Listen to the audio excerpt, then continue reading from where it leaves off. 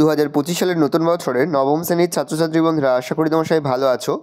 আজ আমরা যে বিষয়টি নিয়ে আলোচনা করব নবম শ্রেণীর সেকেন্ড সেমিস্টার অর্থাৎ দ্বিতীয় পর্যায়ক্রমিক মূল্যায়নের জীবন বিজ্ঞানের কোশ্চেন পেপার নিয়ে। দেখো সরাসরি স্ক্রিনে নবম শ্রেণীর সেকেন্ড সেমিস্টার অর্থাৎ দ্বিতীয় পর্যায়ক্রমিক মূল্যায়নের জীবন বিজ্ঞানের কোশ্চেনটা দেখতে পাচ্ছ। ফুল মার্কস আমাদের রয়েছে 40, সময় তোমাদের রয়েছে 1 ঘন্টা 20 মিনিট। একে থেকে রয়েছে সঠিক উত্তর নির্বাচন করে লেখো যে কোনো 5টি প্রশ্নের মান 1 করে 1 × 5 = 5। প্রদত্ত কোনটি উদ্ভিদের নাইট্রোজেন ঘটিত রেচন পদার্থ নয়? উত্তর হবে ট্যানিন। অস্থিসন্ধিকে সচল রাখতে সাহায্য করে সাইনোভিয়াল ফ্লুইড। মানবদেহে অপাচ্য কার্বোহাইড্রেট হলো সেলুলোজ। মানবদেহে ইউরিয়া কোথায় উৎপন্ন হয়? যকৃতে। অ্যালার্জি প্রতিরোধে অংশগ্রহণ করে ইওসিনোফিল। মহাধমনী ও বাম নিলয়ের সংযোগস্থলকে বলে অ্যাওর্টিক কপাটিকা। সবাত শ্বসনে মোট উৎপন্ন এটিপি এর সংখ্যা হলো 38 অণু। গবলেট কোষ থাকে ক্ষুদ্রান্তে। দুই লিখিত প্রশ্নগুলির নির্দেশ মতো উত্তর দাও। প্রশ্নের মান 1 করে 1 × 10 = 10। দুইয়ের কয় দাগে রয়েছে একটি বা ক্ষুদ্র যে কোনো তিনটি। দেখে নাও বেশ কয়েকটি প্রশ্নের মধ্যে যে কোনো তিনটি প্রশ্নের মধ্যে উত্তর করতে হবে। দুইয়ের ক্ষয়ের শূন্যস্থান পূরণ করো যে কোনো দুটি। এখানেও বেশ কয়েকটি দেওয়া জমা থেকে দুটি প্রশ্নের উত্তর করতে হবে।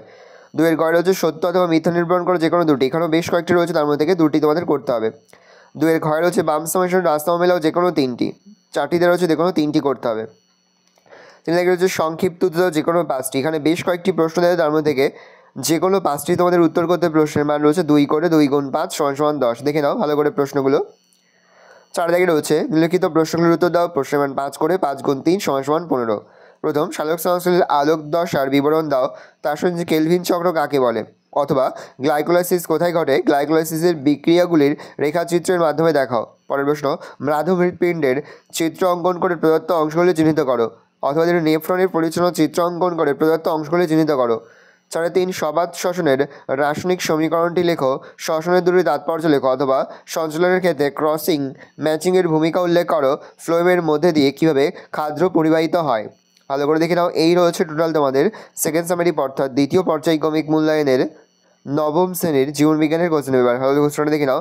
আশা করি ভিডিওটা ভালো লেগেছে। ভিডিওটা ভালো লাগলে ভিডিওকে লাইক করতে ভুলবেন না। আমার চ্যানেল নতুন হওয়া লাল ক্লিক সাবস্ক্রাইব প্রেস করে পাশে বেল আইকনটা প্রেস করা যখন নতুন কোনো ভিডিও আপলোড করি শর্ট ফাস্ট নোটিফিকেশন তোমরা পেয়ে যাও। আর এই ভিডিওটি তোমার বন্ধু বান্ধবী আত্মীয় স্বজন সবার মধ্যে কিন্তু অনেক শেয়ার করে যে বছর নবম শ্রেণীতে পড়ছে। আশা করা যায় প্রতি বছর নেই এই বছরও তোমরা আমাদের সাজেশন অংশ থেকেই সমস্ত প্রশ্নই কিন্তু কমন পেয়ে যাবে। সেহেতু প্রতিনিয়ত যে অধ্যায়ভিত্তিক সাজেশন এবং প্রশ্ন উত্তরগুলো নিয়ে আমরা আলোচনা করছি, প্রতিটি প্রশ্ন উত্তরই তোমাদের খাতে নোট ডাউন করে তোমরা কিন্তু মুখস্থ করে ফেলবে।